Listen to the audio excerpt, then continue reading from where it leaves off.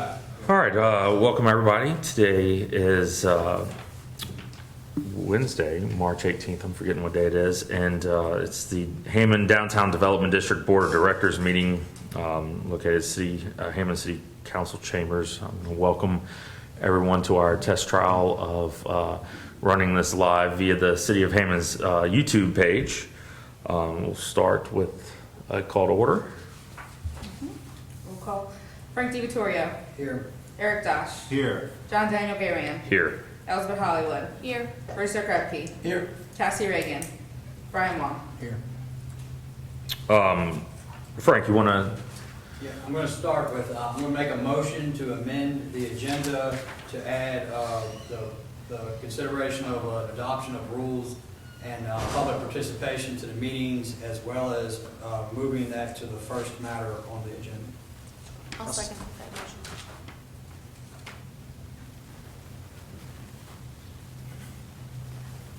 Okay, Frank DiVittorio. Yes. Eric Dosh. Yes. John Daniel Garian. Yes. Elizabeth Hollywood. Yes. Brewster Krepke. Yes. Cassie Reagan. Brian Wong. Yes.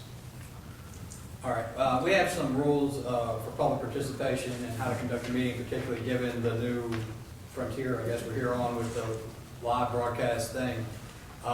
They were circulated, well, they were provided to everybody. I have some copies here if anybody wants one. I don't think we know how to get them onto the YouTube thing yet, but regardless, it's just, it's an attempt to provide some order as to how this should be conducted without being too oppressive.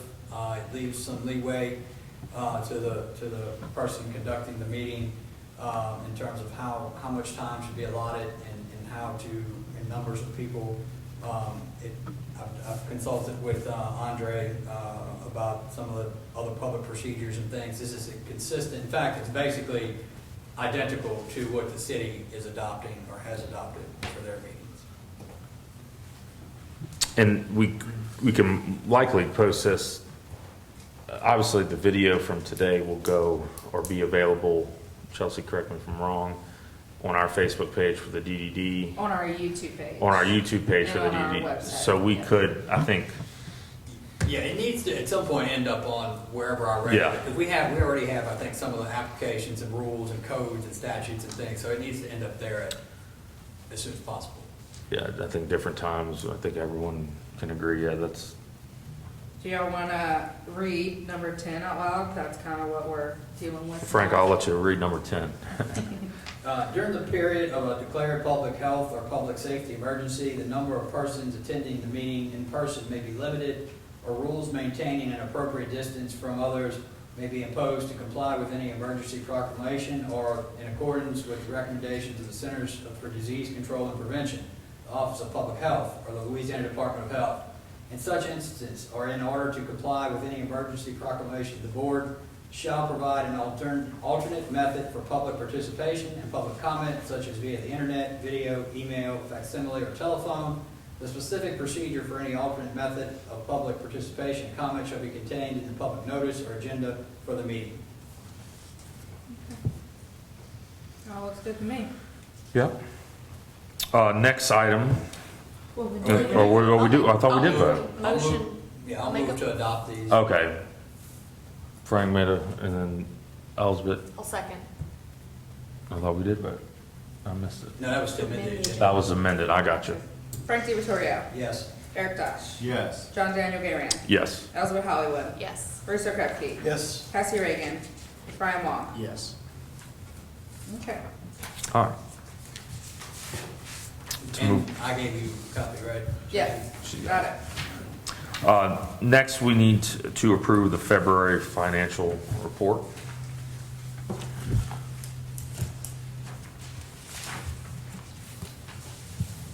Nothing new on the financial report. It's not listed here yet, so it will be listed in the March financial report, but we did get a grant for Better Block for $3,000. Michelle talked to them about spending that money there, depending on how long this lasts, whether we have Better Block or not. There are still some projects that we can spend those funds on. We may be able to pay for the bike racks with those, do something like that, but, those funds do have to be spent by the last day of June. Do we have is there a tentative date for the rescheduling of Better Block thing, or is that Not just yet. just We a can- hold, waiting for? Yeah, we'll kind of talk about that in events committee too. So maybe if we can come up with a list of, I guess, where we initially wanted to go with that money. I mean, obviously, we got the bike racks, anything else? Yeah, I mean, it was supposed to pay for like wood, paint. I mean, it could still pay for those things. Yeah.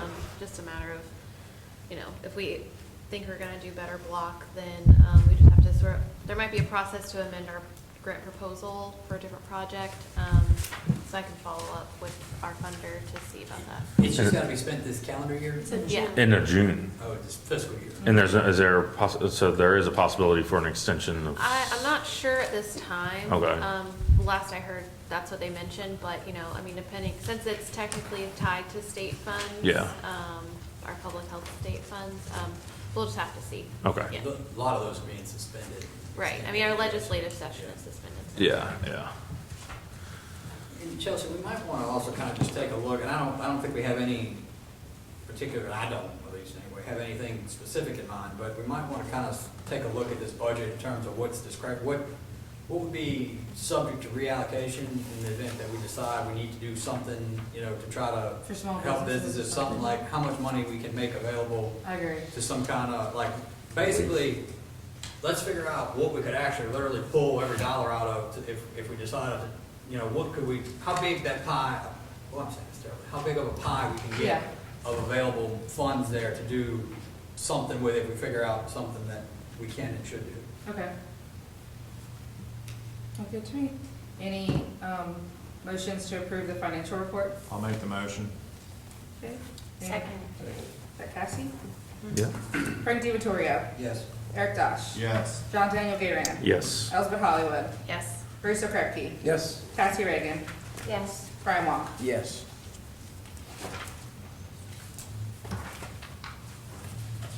All right. New business? Nope. Nope. Approval of the minutes. Approval of minutes from February 19th. I'm sorry, I'm on that. I'll make the motion to approve those minutes. Second. Frank DiVittorio. We didn't have, is there anybody even participating? There's 10 watching, but no comments. I'm sorry, you're calling the vote? For approval of the minutes. Yes. Elizabeth made a motion and Bruce seconded. Yes. Eric Dosh. Yes. John Daniel Gayran. Yes. Elizabeth Hollywood. Yes. Bruce O'Krepke. Yes. Cassie Reagan. Abstain. So I'll take this time. Yes. Okay. Sorry. We'll take this time to allow those who are watching, if you do have questions, are we fielding those straight from YouTube? Yes. So we have somebody monitoring all questions that may come in.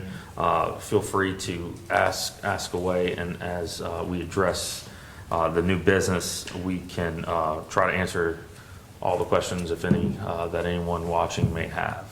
And yeah, so when you call an item, an agenda item, it would be just to check with her and see if there's any Yeah. public, and take the public input. All right, so new business. We'll start with the design committee report. Okay, so the first thing, design committee met, we reviewed the 3 facade grants that you see listed, and we'll go one by one through them. The first one is 207 East Thomas, which is tacos and beer. The information is in your binder. They did meet all the requirements, and the design, like I said, design committee didn't find anything out of place for that. I want to say just an interesting fact. We got questions why it was painted black, but historically they found photos that it was painted black at one point in history. So that's kind of going with history. So I thought that was interesting. The black and white photo. Baby. Is there a motion from anybody to, So we need to approve For the tacos and beer? for, So tacos and beer. Yeah, Okay. so they spent, the cost of their project was $8,990. The DDD does matching facade grants for up to $2,000, so they qualify for a $2,000 grant from us. I'll make a motion to approve. I'll second. Frank DiVittorio, Yes. Eric Dosch, Yes. John Daniel Garan, yes. Elizabeth Hollywood, Yes. Teresa Krepke, Yes. Cassie Reagan, Yes. Brian Wong. Yes. Okay, the next one is 214 West Thomas Street. Jonathan R. Schmidt, attorney at law. Again, their information is in here. Cost of the completed project was $10,000, and I believe they're requesting the $2,000 as well, and they have all the appropriate supporting documentation and approvals. Is this the long? Yep. This project also received Louisiana Main Street Redevelopment Incentive Grant. We call them RIG grants. So this was for 2019. This was our only recipient for the RIG grant. This isn't double dipping or anything? No, we're allowed to do that. I'll make a motion to approve. Second. Frank DiVittorio, Yes. Eric Dosch, Yes. John Daniel Garan, Yes. Elizabeth Hollywood, Yes. Teresa Krepke, Yes. Cassie Reagan, Yes. Brian Wong. Yes. Okay, the third is for 200 East Charles Street, Half Track Commercial LLC. The cost of this completed project is $2,925. Chelsea, I think the facade grant is $1,462.50, that's correct. Again, they have their certificate of appropriateness and all their backup information, so the design committee recommended approval. And just to be clear, I'm abstaining from all input and voting on this one. I'll make a motion to approve. I'll second again. Frank DiVittorio, Abstain. Eric Dosch, Yes. John Daniel Garan, Yes. Elizabeth Hollywood, Yes. Teresa Krepke, Yes. Cassie Reagan, Yes. Brian Wong. Yes. Okay, so the rest of our meeting, we talked about the bike racks, which I think y'all have already kind of touched on a little bit. The Tangi Industrial we're getting them from them and they're painting them for free. And we talked a little bit about where we would put them. That'll all kind of be tabled, I guess, for right now. We did order it and it came in. It is being painted. Was painted today. It was painted today. So they're ready Yeah. for us to pick So the plan was to have one bike rack at the Better Block event and let the community kind of say where they wanted it, and pick locations around downtown. But for now, we'll table that, like Cassie said, and we'll find a location for this one and hopefully do the same public comment type thing with it, but that's tabled for now. We also talked about Build a Better Block, but we've kind of touched on that already too. The master plan is pending approval from the city council, and they submitted some books. I don't know, I didn't bring mine with me. And then the other thing we talked about is the pavilion and possibility of a second site, which would be to the south of the train depot. The chamber wants to help in that endeavor. I think we were going to try to get some clarification on what that help included, if it was donation of the land, because the land is owned by the chamber, or if it's that plus some of the construction costs. We're not 100% clear on that, I don't think. I'll add to that too, because Chelsea and I did meet with the executive committee of the chamber board, and we were going to meet at their board meeting to get some approval to go forward with that, and that meeting was postponed due to the coronavirus. So as soon as they reschedule a meeting, they'd be sure to add us to the agenda for that. Elizabeth, do we have an idea of what their thought, like, is it leaning, do we have Well, an we idea don't have which any board direction? approval, we don't have any board approval on that yet. But the executive committee was very interested, and and voted to bring it forward to their full board. But I don't know, I don't think it was a transfer, what they were leaning toward was not a transfer of the property to the DDD, but more like a cooperative endeavor agreement between the chamber and the DDD. Okay. So that's out there, and when all of this passes, and we can have meetings and discussions about it, then we'll see if it's a viable option. Chelsea, do we have that, there's some drawings or something of that location, aren't there? Can we get that on the website or on this Mhm. Facebook page or something out there? I have them I with mean, I know it's me. an early kind of, Yeah. whatever, but just something. I have them with me today for whatever board members haven't seen it. But this was actually the first time it's come before the board. A couple board members have talked about it, a couple chamber members have talked about it. So if you kind of read the minutes for the design committee, Cassie suggested that we need a lot more public input for this before we move forward. So I can absolutely put it online, see what comments we can get, but don't want to encourage them to come here to do that, so we can figure out some other ways that. And I think the drawing I saw was a big drawing. We have a big scanner if you need it scanned. Just grab it in the office and we can Yeah. scan it for you to give it to them. We could do some online polls, like Yeah. on our stories about that too. Yeah, during this time, I mean, can we present these issues? I mean, does it count to present these issues through online polls or?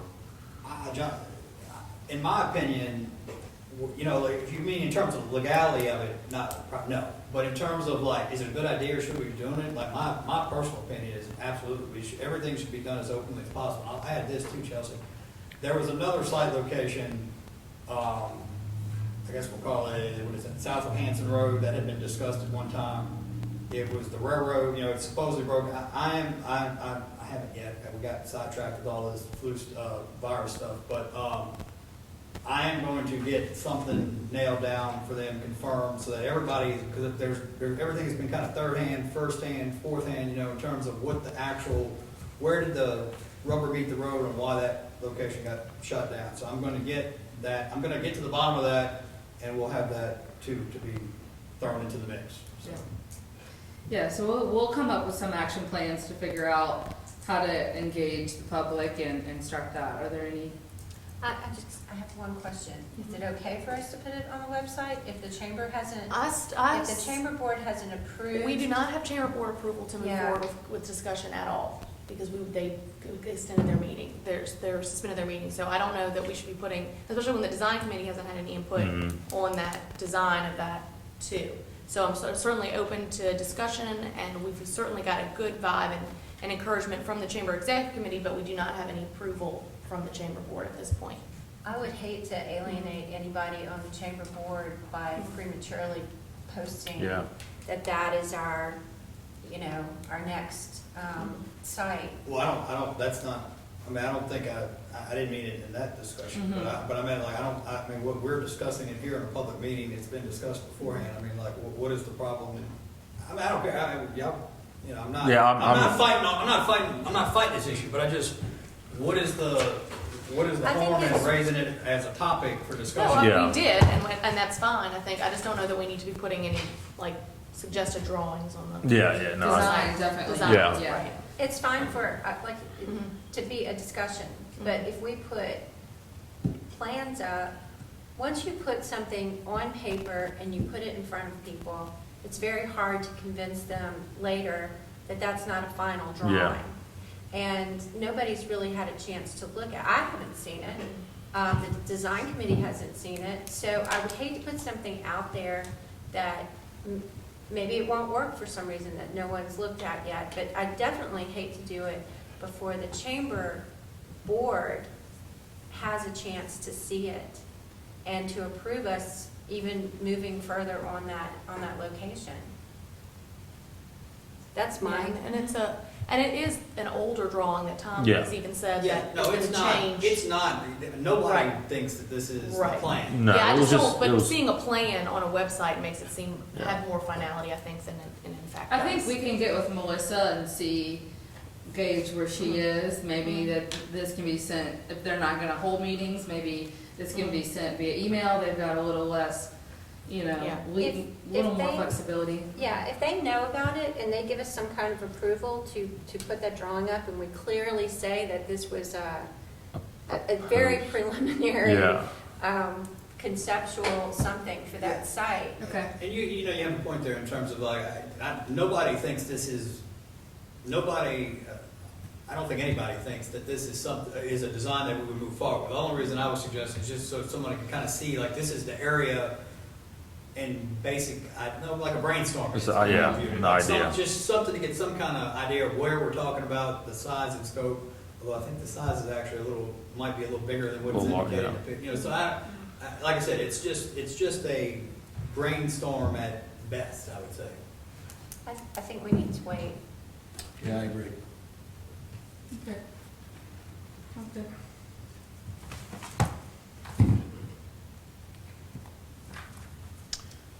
Do we have any questions regarding our Design. design committee? All right, well, anybody else have any questions or input? We'll move on to the events committee report. So we met, the events committee met regarding the 2020 event calendar. Obviously, I feel we need to kind of put things on hold until we can get more community input. Obviously, Hot August night and then our November, December event, we're going to keep these dates firm as for the time being, just because they're annual events. But in regards to our March event, which was the Better Block, obviously we've had to put that completely on hold. We are trying to see where we'll have to go with that. Obviously, with everything going on, there's a farmers market spring event that we're hoping to have in April. We'll have to see on that. In May, we discussed a sidewalk sale event for our downtown retailers to increase business during the slower summer months. In June and July, we kind of discussed having some sort of event to attract the public to downtown. It's kind of revolving around a car show, snowball trucks, ice cream trucks, those types of things. We've discussed scavenger hunts that I've seen elsewhere that have happened, just to kind of bring more business downtown. And again, it's the summer months, people are on vacation, you've got your baseball kind of cranked up, sending families elsewhere, trying to find something, even bring those families that are in town for the other sporting events held downtown, or not downtown, but in Hammond, bring people more downtown. And then that brings us to August, September, which is Hot August night, obviously. It's our 25th anniversary. We've kind of been hitting the road hard on trying to find headliners, as well as some other ideas to make this anniversary event really unique. And then in October,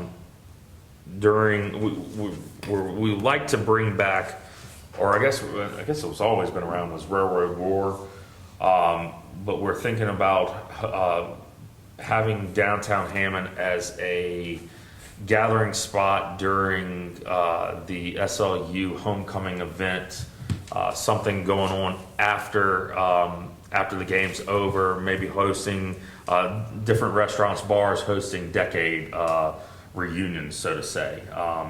Going back to the classes of 2000s to 2010, somewhere at a brown door type thing, kind of go to where, the biggest area, the most popular place to be. And then obviously we have the trick or treat event at the end of the month. You have tentatively scheduled trick or treat one. Don't say it out loud. Yeah. But It's a pop-up event. yes.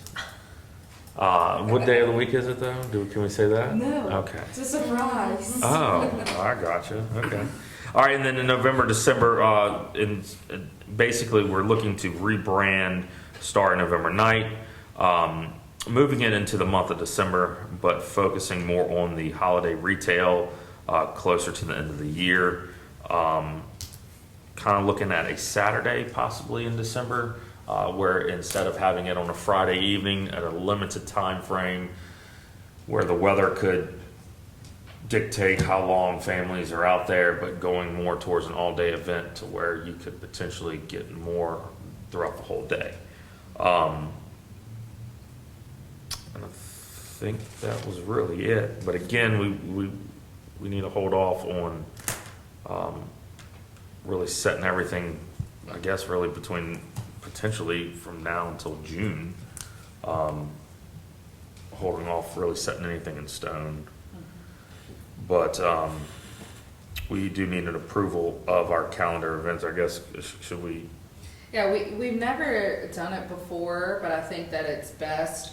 We kind of ran into an issue last year where the events committee kind of wanted to change up starting November night, but the merchants had already made plans. So it was our plan to, at the first quarter, get the DDD to approve all the events so that everyone knew in advance. But I guess with the current circumstances, we're kind of just taking it day by day. I think it's worth some newsletters maybe to gauge merchants and start to get some feedback for that. But do you think we need an approval now with the fact that we have some? Okay. No. So we'll hold off on that approval. But I agree, I think it's a great idea, Yeah. just that people know Mm-hmm.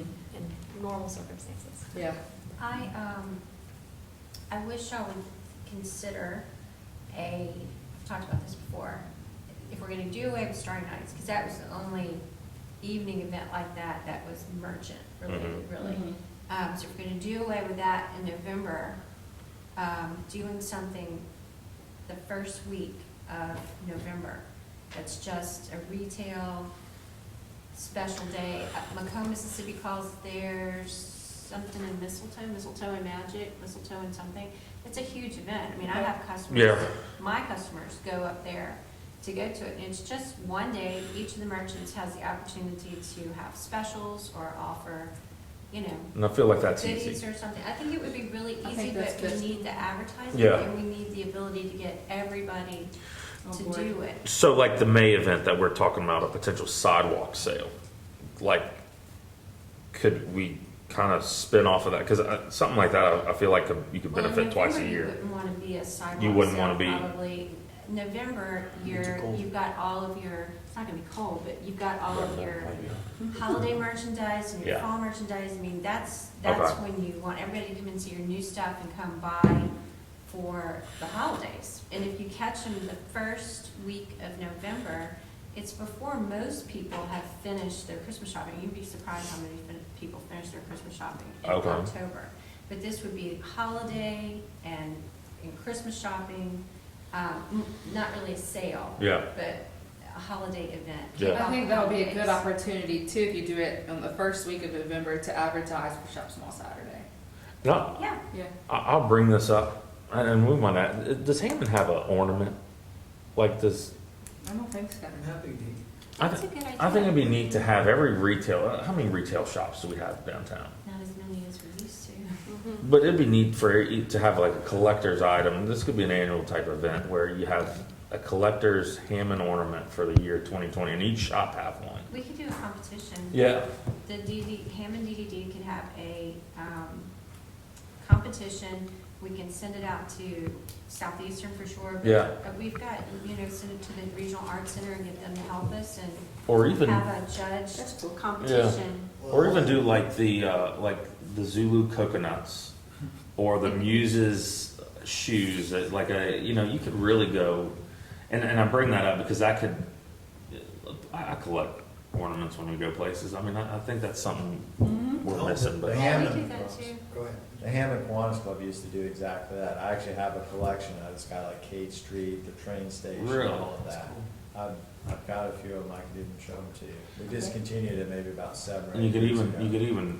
auction these things. I mean, you never know. Well, you Well, could I think we're on the right track the first time. That you could do some limited runs too. Yeah. Make them a little higher quality. Yeah. But like having all, they could be sold in any of the little shops Yeah. around here, and that that'll get them, you promote it, and then you go into, the shop to get it, and, you buy whatever while you're in It's there. where you get everyone in, Do what? We could talk to the art center, and maybe all of the submissions could be, yeah, tied into an event at the regional art center. Yeah. And there could be a juried Yeah. panel who picks the winner.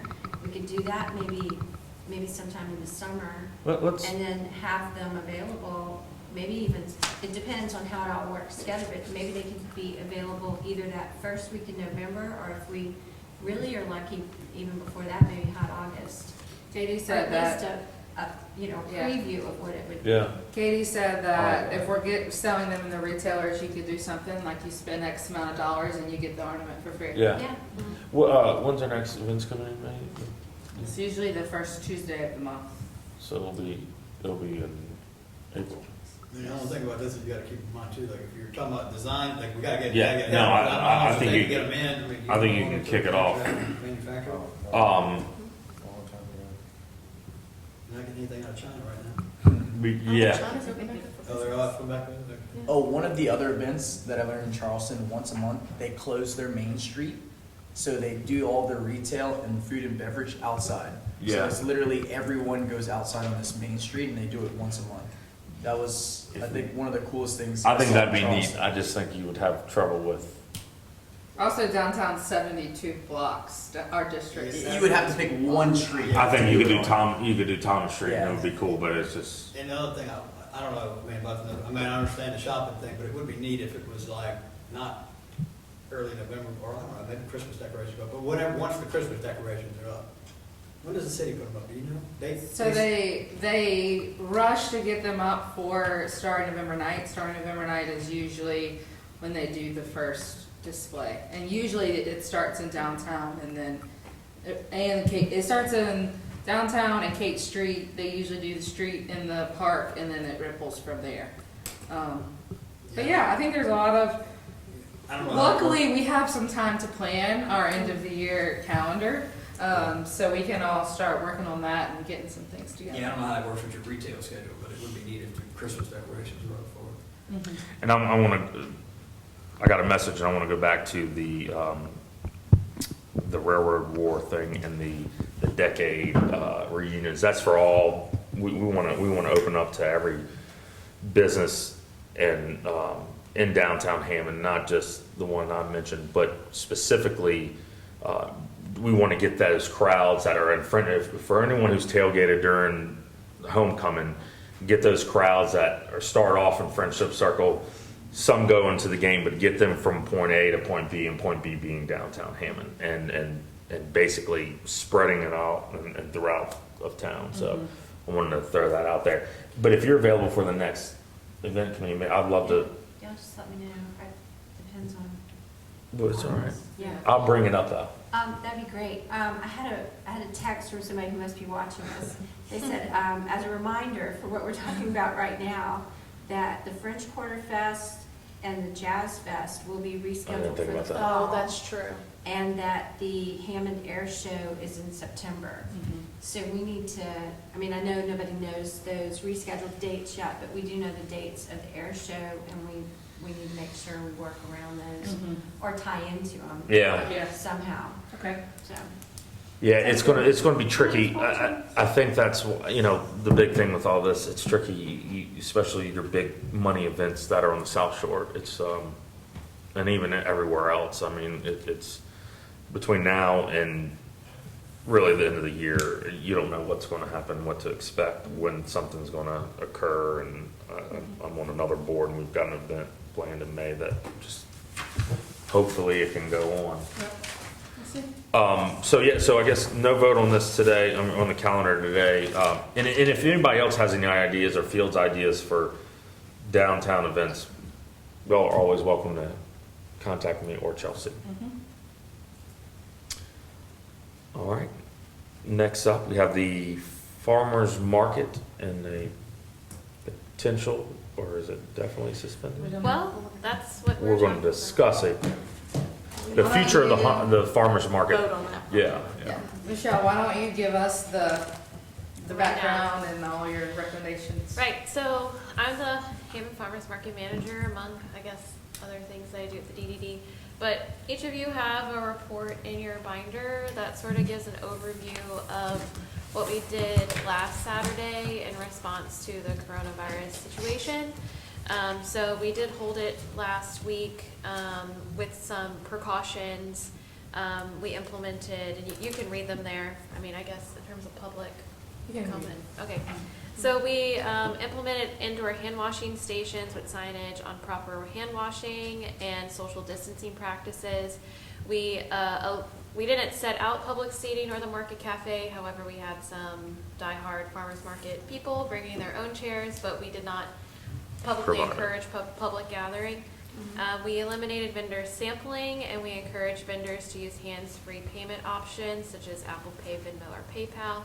And then we provided gloves to vendors for card and cash transactions. So all of those were efforts to socially distance and limit person-to-person contact or person-to-object contact. My background is also public health. I'm getting my master's in public health.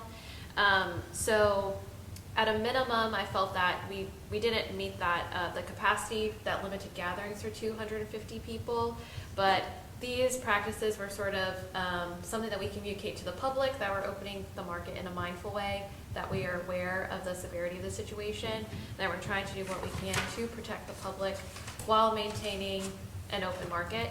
And all of these things are also consistent with what other larger farmers markets are doing, for example, the Crescent City Farmers Market. So by no means are they the gold standard of a farmers market, but they're a larger market and they're a more heavily affected area for the virus. So last week, that was sort of on Friday, basic things we could implement for market that Saturday.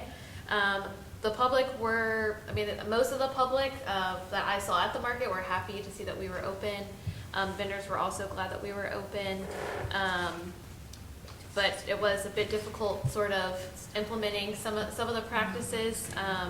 And so this week as well, we learned that the Abitas Farmers Market. 1 second. Yeah. Is it still streaming? Yeah, I had a text that we're not streaming. It's still, okay. Okay. She said it stopped when you said. Say it out loud. Say it out loud. I read your. Okay. I don't know what that's. I don't know, that's what it says. Okay. Should we Keep going. continue? Yeah, it's recording. Okay, to my knowledge, the only farmers market that has closed is the Abita Springs Farmers Market. So looking at this Saturday, we have some different circumstances. We have a limited public gathering for 50 people, we're at that capacity at our farmers market. So an interesting thing here though is that grocery stores aren't in that category for the restriction for 50 people gathering. And so sort of those realities at play, I did reach out to the Crescent City Farmers Market manager to see how they're navigating this situation. Since it is unique, it's best to ask the bigger guy, for lack of a better way to express it. But they have implemented a variety of procedures to try to maintain their market and to keep it open. So in addition to the things that I've already mentioned that we did last Saturday, you can see here there's a list of about 10 more that we have the potential to do if we do decide to hold market on Saturday. And that includes roping off the market area so that there's only one entrance and exit, single file customers so that they should be, and we should encourage them to be 3 feet apart while in line. And then limit capacity in the market area to 50 people. With that, there should be a chalk path that has customers on a loop so that they don't go back and forth to booths, so that they're not going all around the market. They go in the market for the purposes of purchasing food and then they leave. We distant vendor booths at least 6 feet apart, so essentially that would be one booth, we skip a space that we typically would fill, and then we put another booth. They would probably be around 10 feet or 11 feet apart at that point. They are encouraging older vendors and vendors with health conditions to stay home, so that's something to keep in mind, knowing the demographics of our vendors that come out. They're requiring vendors to stay home if sick, and then both of those two are encouraging the public to, and customers, if they fit those categories, they should also stay home. They've rented additional hand sanitizing stations for each end of the market area. We cannot find hand sanitizer anywhere, and so we only have the option to have hand washing stations inside the building. But it would be, in my eyes, if we were to hold it, necessary to have exterior hand washing or hand sanitizing stations available. I mean, we can put some bottles of hand sanitizer out there. We couldn't If you find could it. find them. any. Like, I mean, you can't. No, we went to every store in Hammond. Yeah, We bought a bunch of soap though. we have a lot of stuff. Okay. Yeah. So if we can get it, we can get a utility sink outside, perhaps.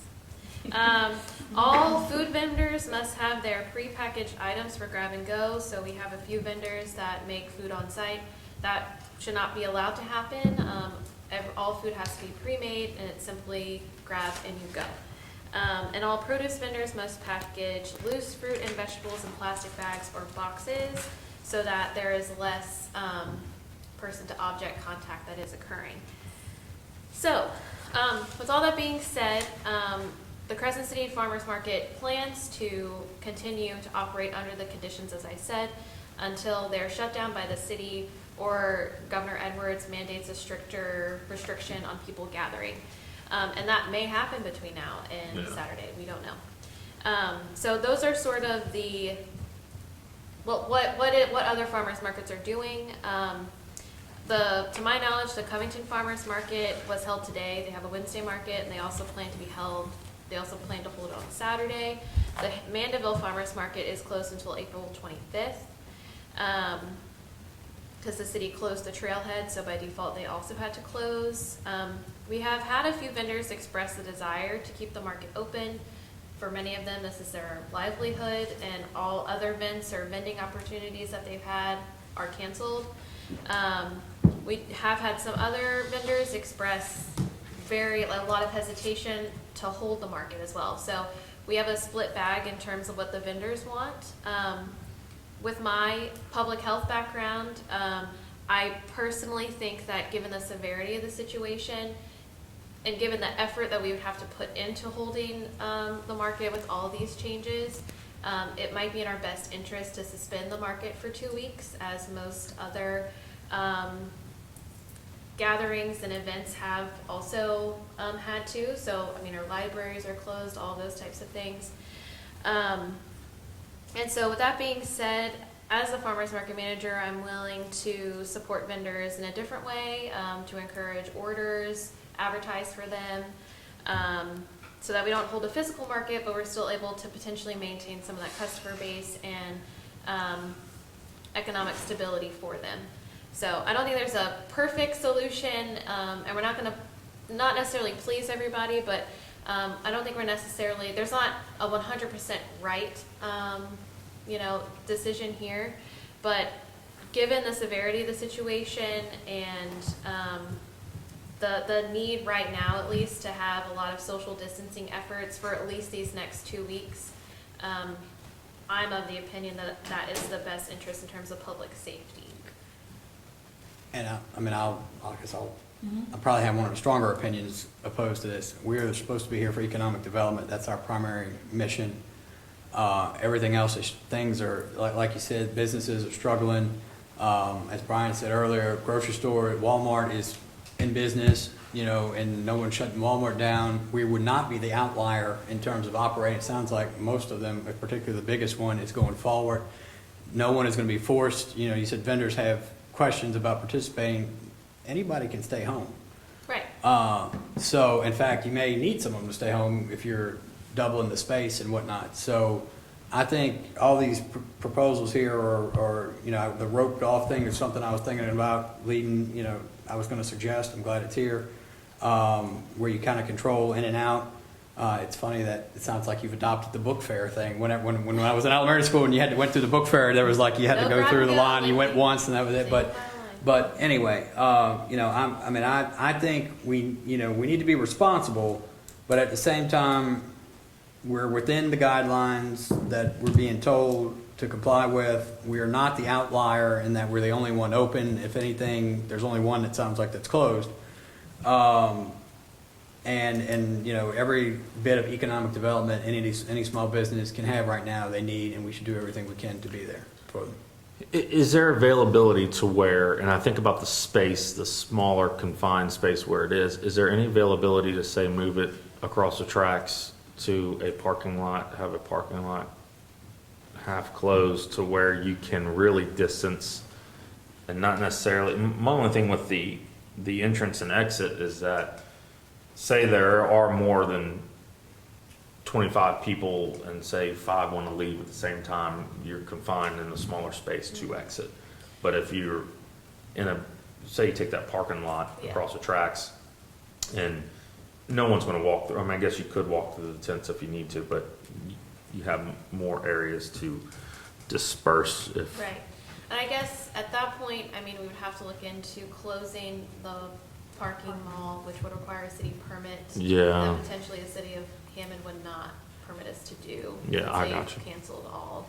Yeah. How many Events. vendors have expressed the interest in, I know you said it's kind of split, and like still, is it 2 vendors compared to 10 vendors who probably won't show up, or, I mean, do we really know So that, last the week people? last week we actually had the fullest. Well, we had established probably the fullest market that I've seen since I've taken over as manager. And so I think last week we probably had 25 or 28 say that they were coming on Saturday. Mhm. Between the Friday when I posted the lineup to that morning to Saturday morning, 3 of them had backed out as a caution, and so, and those are regular vendors that decided to back out. So I know that they probably wouldn't show up. I mean, we have a few of our farmers that mentioned that they want to vend, and they're willing. It appears that they're willing to do any kind of workaround possible. And something I also consider too, it's like, you know, we can do this on Saturday, given that there isn't a stricter public gathering, you know, guidance there. And this could be very well be the last market that we have for a while. Correct. Because there are parts of me that are saying we should operate as long as we're able to. We're not an outlier in this. But there's also the public health in me that is also saying that, you know, CDC really is recommending that we take this seriously, and that we do any effort that we can to social distance, so we can protect vulnerable populations and keep the older people safe. So, and that's where I'm split. And like I said, I don't think there's a perfect decision here. And so that's why I felt it's important to bring it to the group. There's only a few that are 60 and older, right? Vendors? I'm sorry. Marcus, is this, Yeah. are we back on, are we online or not? No. It's recording. I'm showing we are back on. Yeah.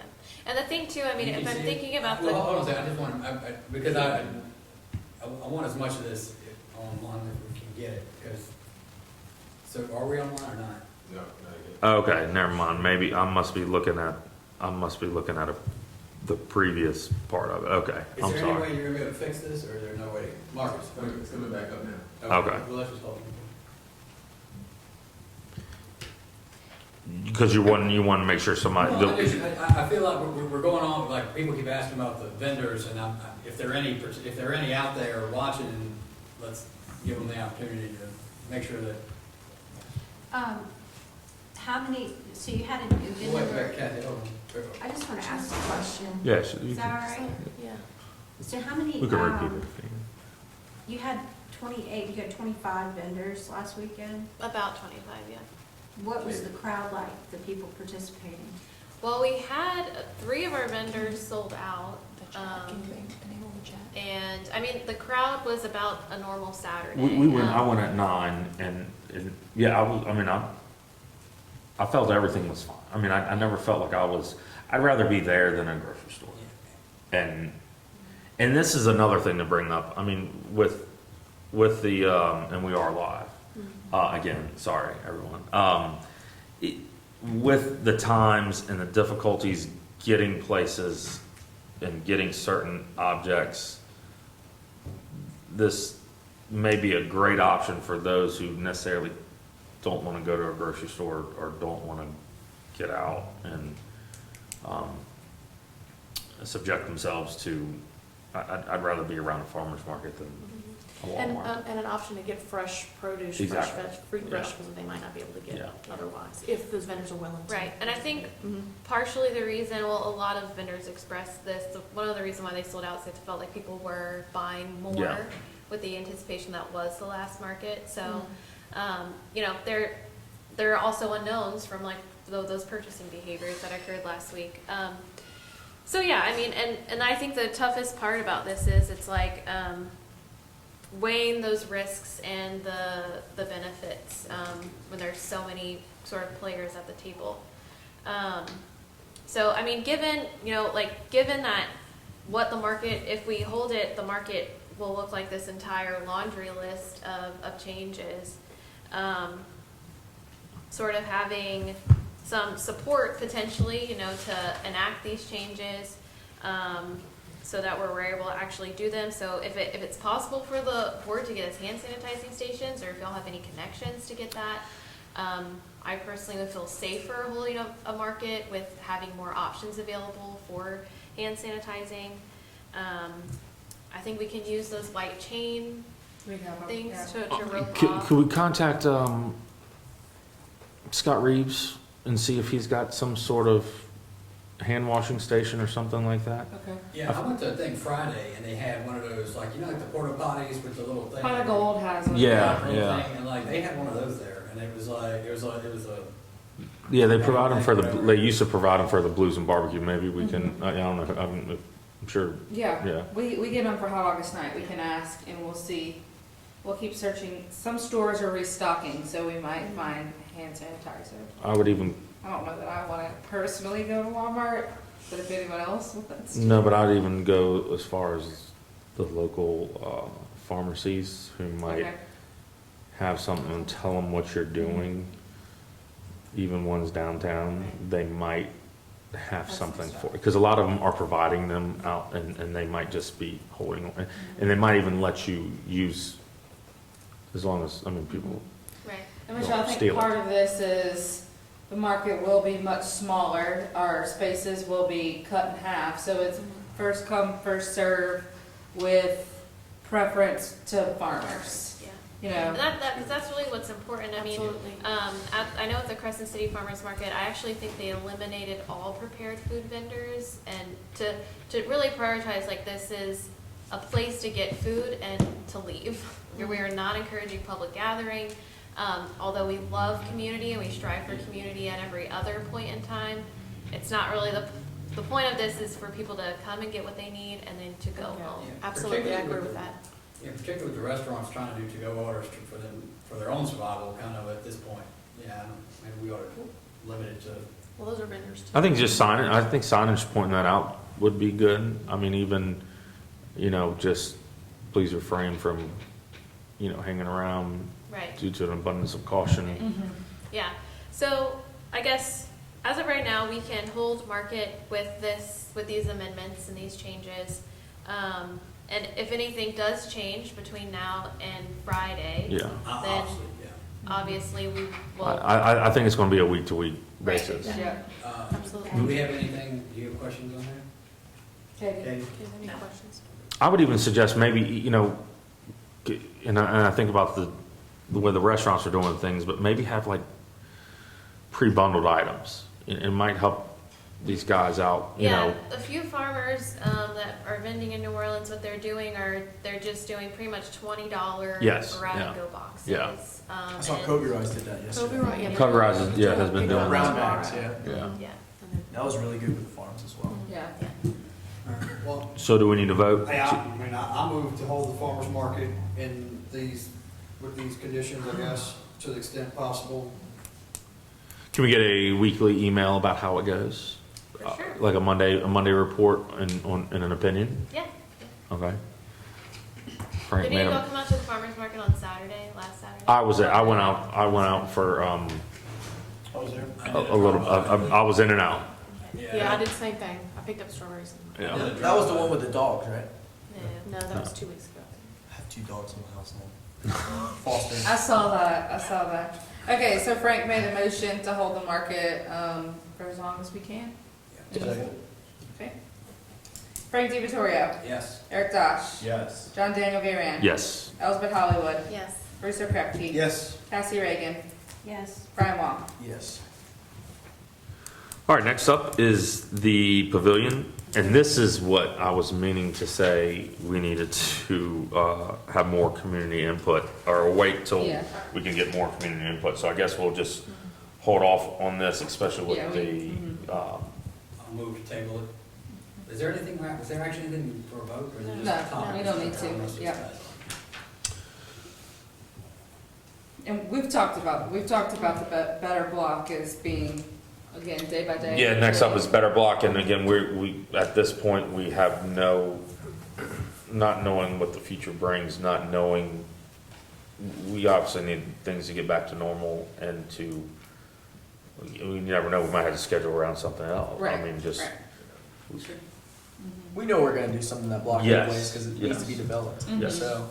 Yeah, well, and that's not an event like hot August night where we have to have it marked. It's just something we need to do for like. We can downtown. have that, you know, we can have that whenever we need that to happen. Chelsea, And I'm what kind not of tune-up going do you need for that? Just out of curiosity. Like, what kind of, like, is that like what kind of tune-up would, like, let's say we find out, what kind of tune-up do you need for it? Like, how long would you have to, how far ahead do you have to pick a date before you can do it?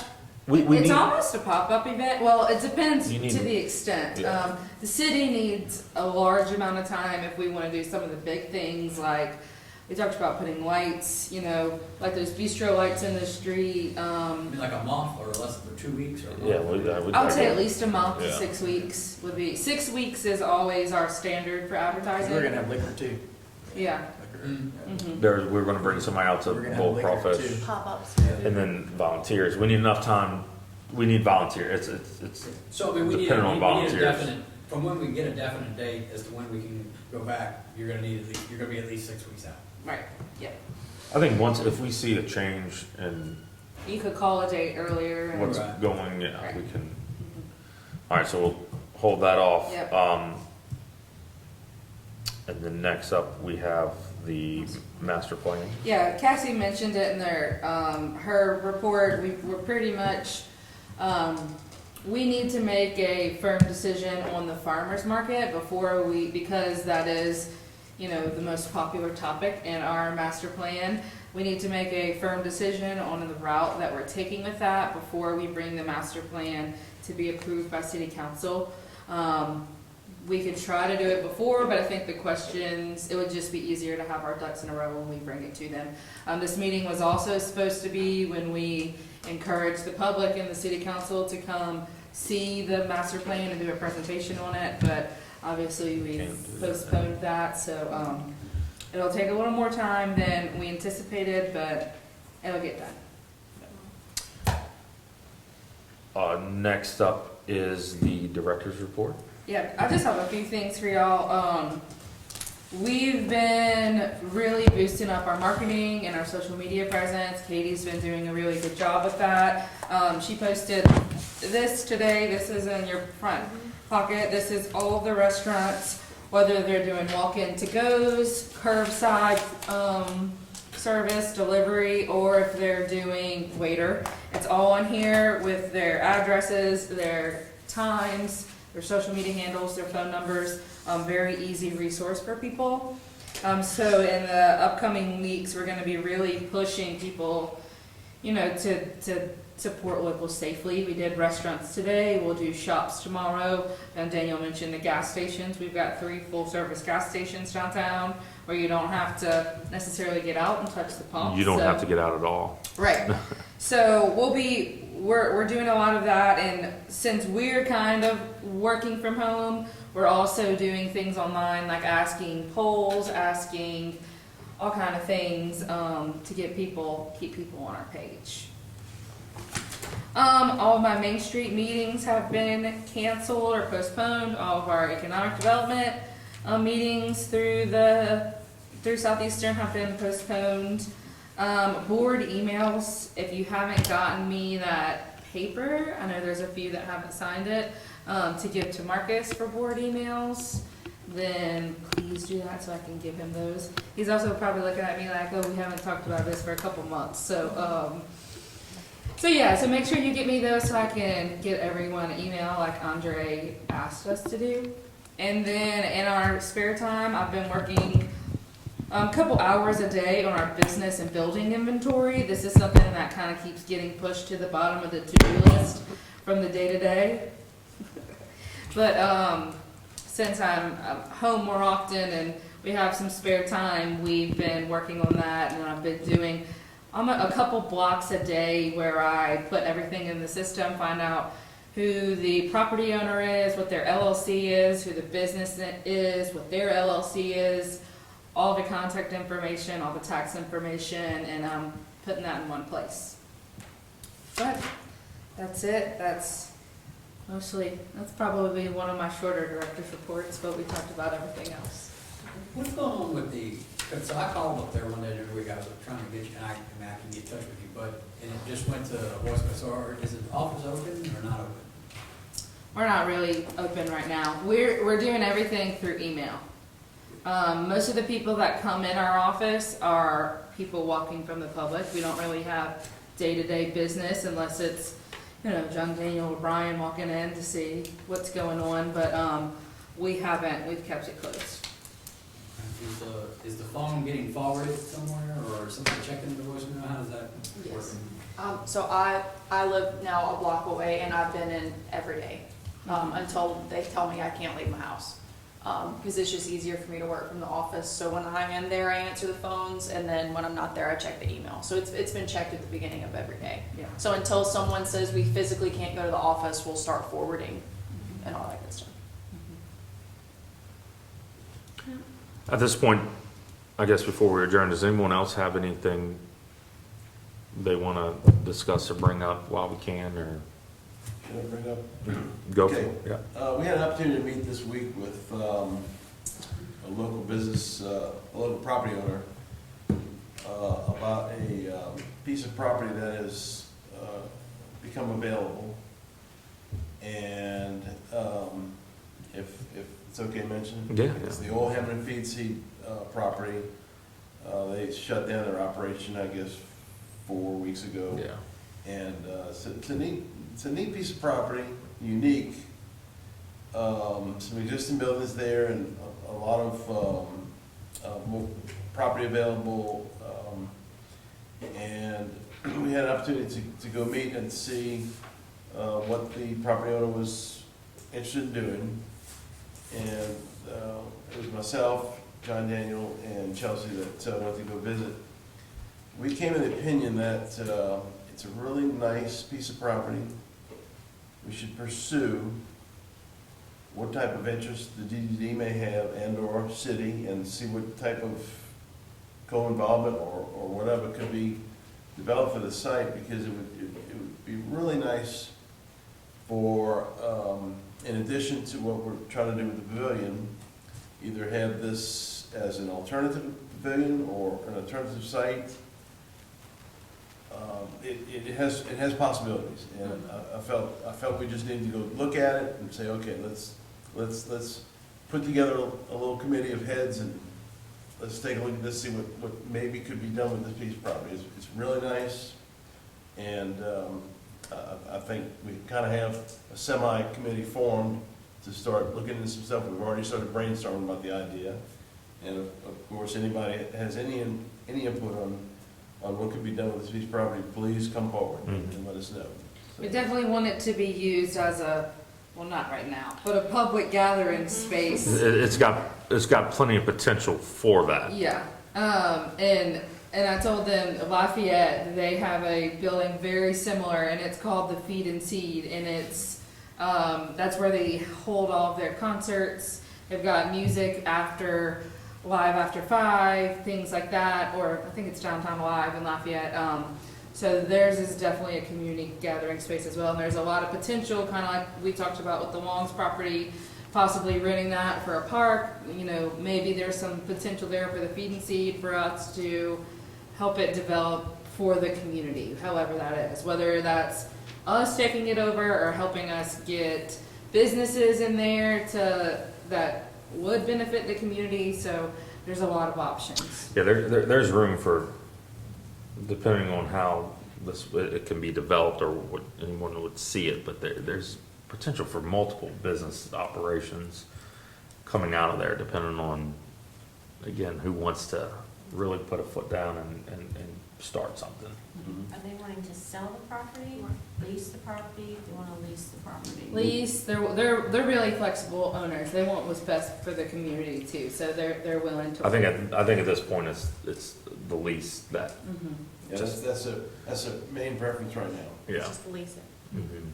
Well, you had me excited there for a minute, Bruce, when I thought it was for sale, and I was like, that's kind of been my position all along as far as the farmer's market, was that we just need to find a piece of property to buy it. I don't think they're gonna sell. I wish we that. could. Mhm. I think it would, at a certain, maybe one day there, yeah, when top dollars around, yeah, but, yeah, people holding on to those properties, Frank. It's just- All right, anything else? Yeah. I want to say that even though the live stream dropped, it will be available. We'll put it on our YouTube page. It'll be on our website, our Facebook, our Instagram. The link will be so everybody can tune in, and any comments, you can always email me or comment on the video, and we'll get those to the board too.